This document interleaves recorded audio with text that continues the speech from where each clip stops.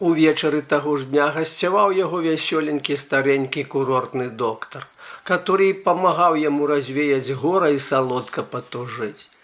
Выпілі яны кахецінскага, добра пад'елі, пачырванелі, пасядалі ў мяккія крэслы і курылі, сумна думаючы.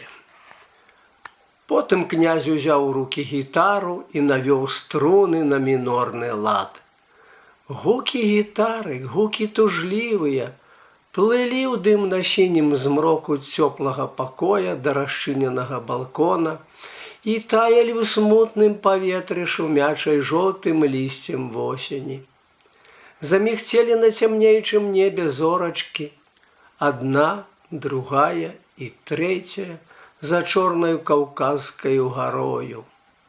Гітара дрыжача варкатала, і князь маўчаў і думаў аб тым, што было і што мінулася.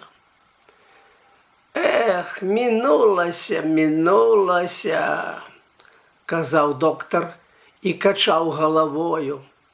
«Да вайны было, а цяпер мінулася. Мінулася ўсё, эх!» І ўздыхаў і ківаў галавою.